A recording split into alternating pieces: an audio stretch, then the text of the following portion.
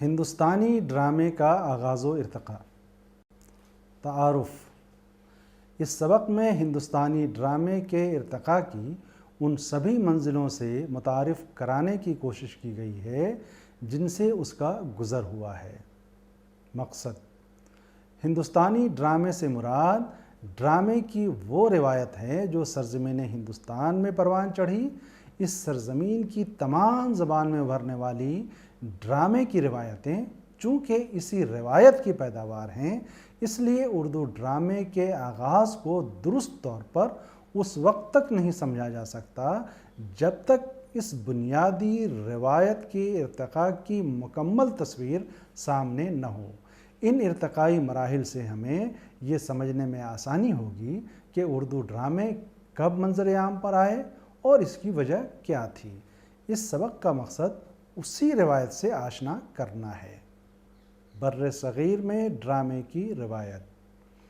بر صغیر میں ڈرامے کی روایت کا بوٹا کب اور کس علاقے کی سرزمین میں سب سے پہلے پھوٹا، اس بارے میں حقائق پردہ خفا میں ہیں۔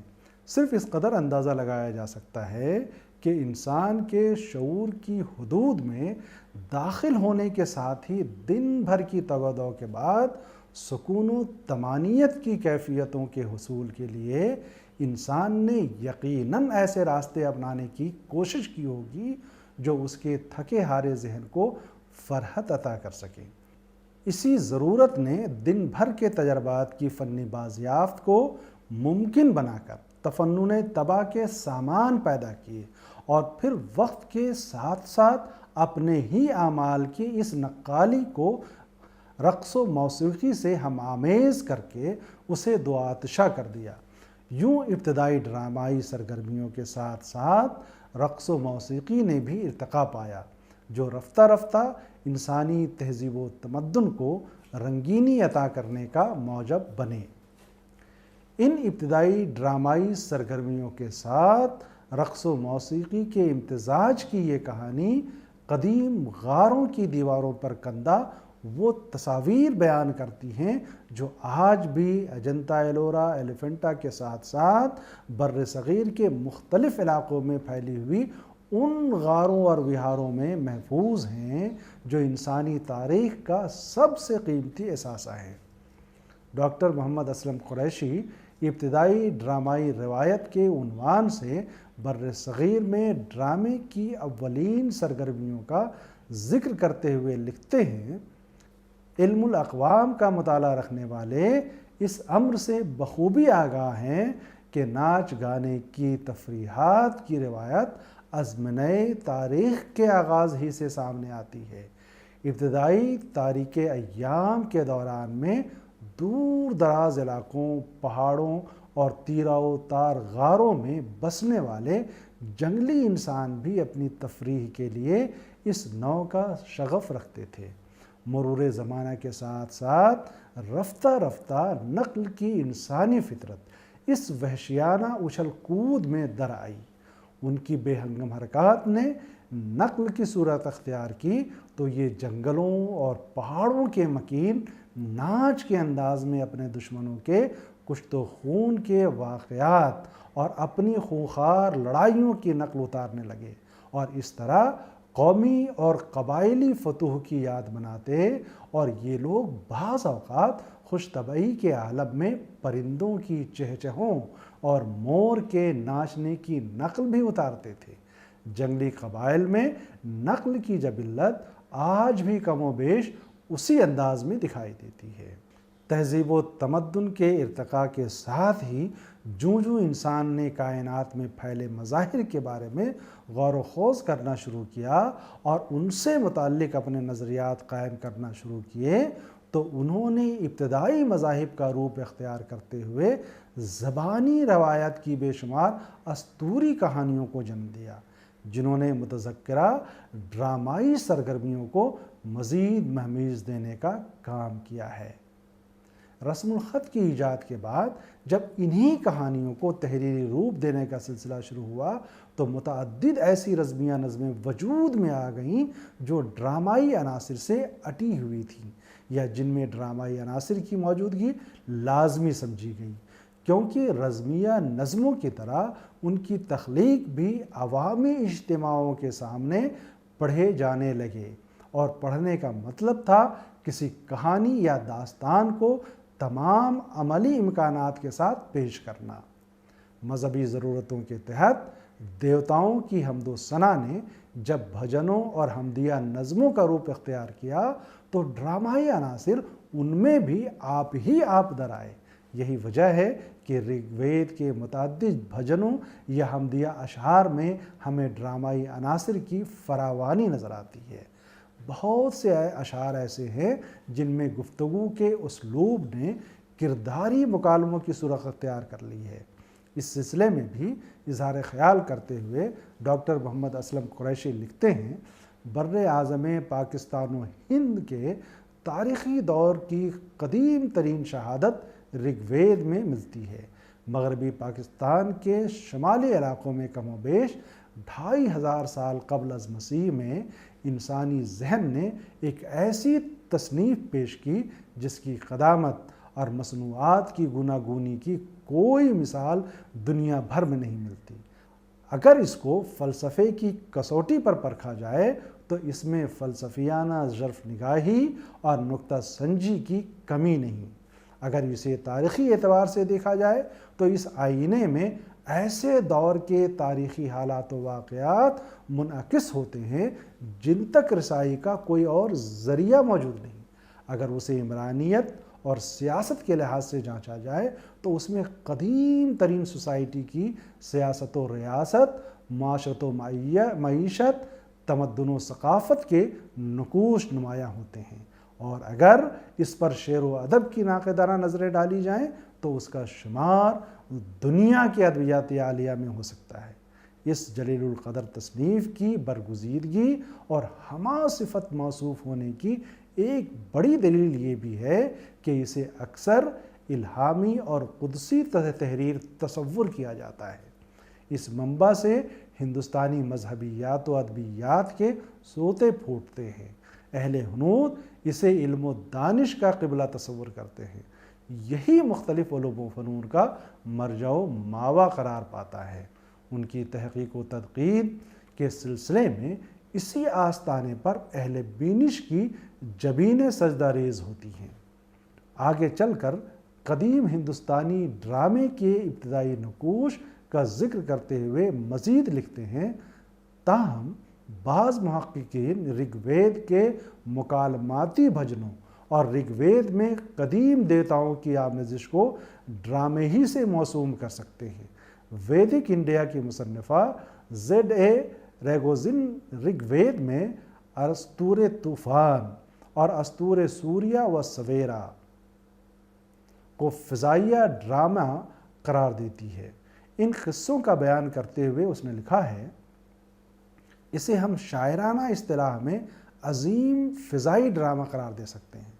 ہمارے کچھ محققین رگ وید کی اس تحریری شہادت کو دیکھتے ہوئے یہ دلیل بھی پیش کرتے ہیں کہ اگر کسی بات کا ثبوت تحریر کی صورت میں ملتا ہے تو اس کے یہ معنی ہے کہ اس چیز کا عمل دخل ہماری زندگی میں بہت پہلے سے چلا آ رہا ہے۔ انسان نے تحریر کا فن شعور کی حدود میں قدم رکھنے کے ہزاروں سال بعد سیکھا یا ایجاد کیا۔ اس وقت تک نہ کوئی گونگا رہا ہوگا، نہ بے حس و حرکت۔ وہ گاتا، بجاتا، ناچتا، کودتا، نقلیں اتارتا، وہ سب کچھ کرتا رہا ہوگا جو وہ آج بھی کرتا چلا آ رہا ہے۔ گو پہلے کے مقابلے میں اب اس کے عمل میں کئی گنا زیادہ نفاست اور ندرت پیدا ہو گئی ہے، کیونکہ اب اس کے پاس ایسا کرنے کے لیے کہیں بہتر وسائل موجود ہیں۔ چنانچہ جب یہ کہا جاتا ہے کہ ڈرامے کے عناصر کی پہلی تحریری صورت رگ وید میں نظر آتی ہے تو یہ اس بات کا ثبوت ہے کہ انسان یہ سب کچھ یہاں ہزاروں برس سے کرتا چلا آ رہا ہوگا۔ رادھا کمد مکھرجی کی کتاب ہندو سویلائزیشن اور میک ڈونلڈ کی کتاب ہندوستان کا ماضی کے حوالے سے درج ذیل معلومات فراہم ہوتے ہیں۔ تاریخی ترتیب سے آگے بڑھا جائے تو ہندوستان میں ڈرامائی عناصر کی پہلی جھلک رگ وید میں ملتی ہے۔ جس کا زمانہ تصنیف 2500 سال قبل مسیح بتایا جاتا ہے۔ ہندوستانی ڈرامے کی ابتدا ویدوں کی مذہبی رسومات کے عام انداز اور تاریخی عناصر سے ہوتی ہے۔ ہمیں ویدوں کی رسوماتی عبادات سے پتہ چلتا ہے کہ مذہبی تہواروں اور قربانیوں کے موقع پر ناچ، راگ اور سازوں کا استعمال کیا جاتا تھا۔ ہمیں یہ بھی معلوم ہوتا ہے کہ ان تقریبات پر اداکار گانوں میں ان رسومات کی پیشکش کرتے اور بعض اوقات وہ ان میں الفاظ بھی شامل کرتے جو بسا اوقات خوش طبعی کا موجب ہوتے۔ ان سے خاموش اداکاری کے حقیقی وجود کا پتہ چلتا ہے۔ اس سے قبل میک ڈونلڈ نے اس سے متعلق غور و خوض کے بعد اسے تسلیم کرتے ہوئے لکھا ہے کہ ہندوستانی ڈرامے کی ابتدا ویدوں کی مذہبی رسومات کے عام انداز اور تاریخی عناصر سے ہوتی ہے۔ ہمیں ویدوں کی رسوماتی عبادت سے پتہ چلتا ہے کہ تہواروں اور قربانیوں کے موقع پر ناچ، راگ اور سازوں کا استعمال کیا جاتا تھا۔ ہمیں یہ بھی معلوم ہوتا ہے کہ ان تقریبات پر اداکار گانوں میں ان رسومات کی پیشکش کرتے اور بعض اوقات وہ ان میں الفاظ بھی شامل کرتے تھے جو بسا اوقات خوش طبعی کا موجب ہوتے تھے۔ ان سے خاموش اداکاری کے حقیقی وجود کا پتہ چلتا ہے۔ یہی محقق ایک اور جگہ لکھتا ہے، رقص کی خاموش اداکاری کے ساتھ جب الفاظ شامل ہو جاتے ہیں تو وہ ڈرامہ بن جاتا ہے۔ ان تحریری شواہد سے وہی نتیجہ سامنے آتا ہے جس کا ذکر کیا گیا، یعنی یہاں ڈرامائی سرگرمیاں صدیوں پہلے سے ہوتی چلی آئی ہوں گی، ورنہ وہ رگ وید جیسے صحیفے میں کبھی جگہ نہ پا سکتی۔ یہاں یہ بات بھی یاد رکھنے کی ضرورت ہے کہ رقص و موسیقی کا ڈرامے سے چونکہ چولی دامن کا ساتھ رہا ہے، اس لیے جب اور جس دور میں بھی ڈرامائی عناصر نے جو صورت اختیار کی وہ تنہا نہیں تھا، یہ دونوں بھی اس کے ہمراہ تھے، بلکہ اگر یہ کہا جائے کہ ایک جان و دو قالب تھے تو بے جان نہیں ہوگا۔ ان سب ابتدائی نشانات کے باوجود اگر یہ کہا جائے کہ ہندوستانی ڈرامے کے آغاز کی صحیح کہانی ابھی پردہ خفا میں ہے تو بیجا نہیں ہے۔ ان ابتدائی کوششوں کے بعد بر صغیر میں ڈرامے کی موقر روایت کا آغاز سنسکرت کے ان قدیم ڈراموں سے ہوتا ہے جن کی عظمت کے سامنے آج بھی ہمارا سر تسلیم خم ہو جاتا ہے۔ اس موقر روایت کا آغاز 300 عیسوی سے ہونا بتایا جاتا ہے۔ نقل چونکہ انسانی فطرت کا بنیادی خاصہ ہے، اس لیے ڈرامہ جس کی بنیاد ہی نقل پر رکھی گئی ہے اس کے بارے میں بلا خوف تردید یہ کہا جا سکتا ہے کہ انسان نے شعور کی حدود میں قدم رکھنے کے باوجود جو سب سے پہلا کام کیا ہوگا وہ یقیناً کسی نہ کسی انسانی یا حیوانی عمل یا پھر مظاہر فطرت کی لامحدود وسعتوں کی نقل ہی ہوگا۔ ان حقائق کی روشنی میں یہ کہنا بھی بیجا نہیں کہ ہر قوم نے چاہے وہ کتنی ہی غیر مہذب اور مادی اور اخلاقی اعتبار سے پچھڑی ہوئی کیوں نہ رہی ہو، کسی نہ کسی شکل میں ضرور متذکرہ اعمال کی نقل کا مظاہرہ کیا ہوگا، چاہے وہ آواز کی صورت میں ہو، نقش و نگار کی صورت میں ہو یا پھر جسمانی حرکات و سکنات کی صورت میں۔ ہمیں ان کی شہادتیں ملیں یا نہ ملیں، اس بات پر یقین کرنا ہی ہوگا کہ انسانی فطرت یہ کیے بغیر رہ ہی نہیں سکتی۔ اس یقین کو پختہ اعتبار بخشنے کے لیے اگرچہ کسی معروضی شہادت کی ضرورت نہیں ہے، پھر بھی یہ جاننا ضروری ہو جاتا ہے کہ اس عمارت کو تعمیر کرتے وقت پہلی اینٹ رکھنے کی سعادت کس نے حاصل کی۔ قدیم ہندوستانی ڈرامے کی منازل۔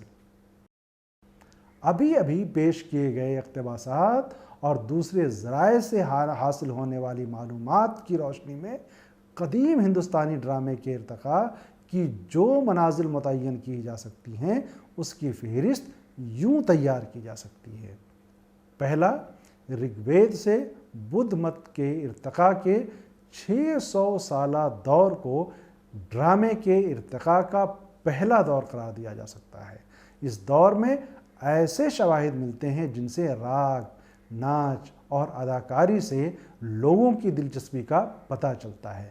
گو اس طرح کی زیادہ تر رسمیں مذہبی رنگ کی حامل ہوا کرتی تھیں۔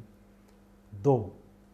6 صدی قبل مسیح سے عیسوی دور کی ابتدا تک کے زمانے کو ڈرامے کے ارتقاء کا دوسرا دور قرار دیا جا سکتا ہے، جس میں ہمیں پراکرتوں کے ذریعے ڈرامے کی روایت اگلی منزل پر قدم رکھتی نظر آتی ہے۔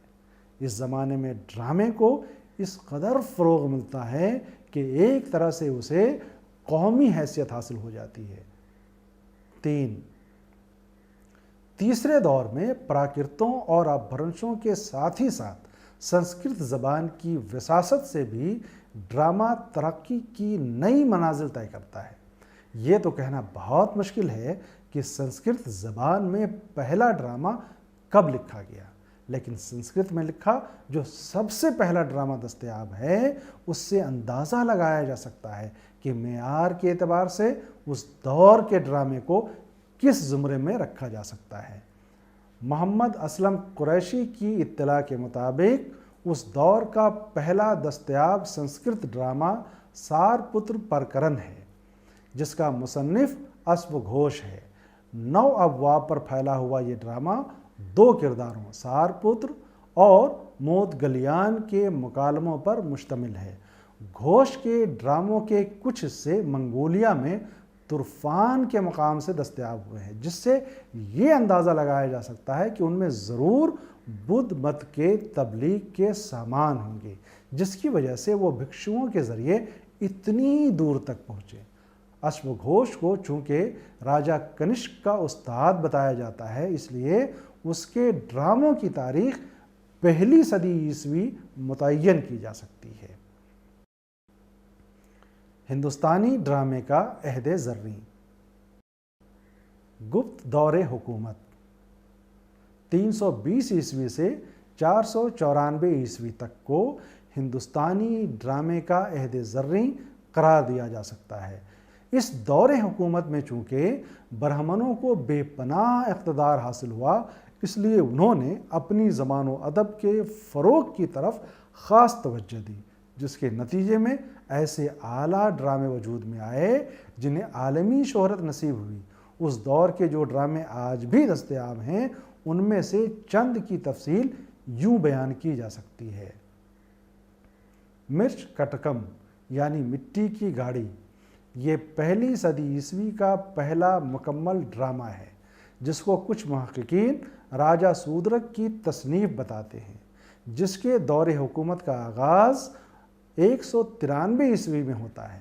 محمد عمر و نور الہی صاحبان ناٹک ساگر میں اسے کسی ایسے نامعلوم مصنف کی تخلیق قرار دیتے ہیں جس نے اسے راجہ سودرک کی خوشنودی حاصل کرنے کے لیے تخلیق کیا۔ موضوعاتی اعتبار سے اسے ایک معاشرتی ڈرامہ قرار دیا گیا ہے، جس میں ایک ساہوکار اور ایک باعصمت رقاصہ کے عشق کی کہانی کو پیش کیا گیا ہے۔ 10 ایکٹ کا یہ ڈرامہ اپنے عہد کی خوبصورت تصویریں پیش کرتا ہے، خاص طور سے اس دور کے رسم و رواج، بادشاہ کے ظلم و ستم اور جوئے کی بدعت کو پوری صداقت کے ساتھ ابھارا گیا ہے۔ اس دور میں سنسکرت کے ساتھ ساتھ چونکہ پراکرتیں اور اپبھرنشیں بھی آگے بڑھتی جا رہی تھیں، اس لیے اس ڈرامے کے کردار اپنے طبقاتی اور لسانی پس منظر کی پیروی کرتے ہوئے اپنی اپنی زبانیں بولتے ہوئے نظر آتے ہیں۔ فنی اعتبار سے یہ ایک کامیاب ڈرامہ ہے۔ اس کے پلاٹ میں واقعات کی ترتیب اس طرح کی گئی ہے کہ کہیں کوئی جھول یا ڈھیلا پن دکھائی نہیں دیتا۔ تاثراتی اور واقعاتی ارتقاء اس کی اہم خوبی ہے۔ تسلسل، عمل و حرکت اور سیرت نگاری کے اعتبار سے بھی یہ ایک اچھا ڈرامہ ہے۔ کالی داس کے حوالے سے ہمیں اس دور کے 3 اور ڈرامہ نگاروں کا پتہ چلتا ہے، جن کے نام بھاس، سیومل اور کوی پتر ہیں۔ ان کے ڈرامے دستیاب نہیں ہوتے، اس لیے ان کے فن کے بارے میں کچھ کہا نہیں جا سکتا۔ 2. کالیداس اس دور کا شہرہ آفاق ڈرامہ نگار ہے جس کے فنی کمال کے سامنے ساری دنیا نے سر تسلیم خم کیا ہے۔ شیلے، گوئٹے خاص طور سے اس کے فنی کمال کے معترف ہیں۔ یہ چندر گپت دوم وکرماجیت کے دور حکومت یعنی 380 سے 413 عیسوی سے متعلق ہے۔ کالیداس کے صرف 3 ڈرامے ہم تک پہنچے ہیں جن کے نام مالویہ اگنی مترا، شکنتلا اور وکرم اروشی ہیں۔ مالویہ اگنی مترا کا موضوع تاریخی ہے جس میں رانیوں کی شوہر پرستی اور سوتیہ ڈاہ کو پیش کیا گیا ہے، جبکہ شکنتلا اور وکرم اروشی میں عشق و محبت کی حکمرانی ہے۔ کالیداس کے بعد کنوج کے راجا سری ہرش دیو کا ذکر کیا جاتا ہے جس سے رتناولی، پریا درشک اور ناگ نندن 3 ڈرامے منسوب ہیں، لیکن ان کے بارے میں محققین میں اختلاف رائے پایا جاتا ہے۔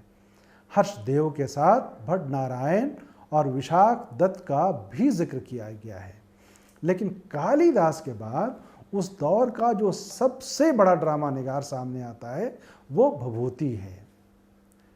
3. ناٹک ساگر میں اس سلسلے میں جو روایت بیان کی گئی ہے وہ حسب ذیل ہے۔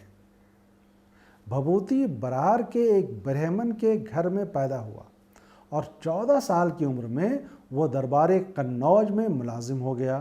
تقریباً 7ویں صدی عیسوی میں کشمیر کے ایک لشکر نے قنوج پر حملہ کر کے اسے تسخیر کر لیا اور اہل کشمیر واپس جاتے ہوئے بہت سے اسیران جنگ ساتھ لے گئے جن میں سے ایک بھبھوتی بھی تھا۔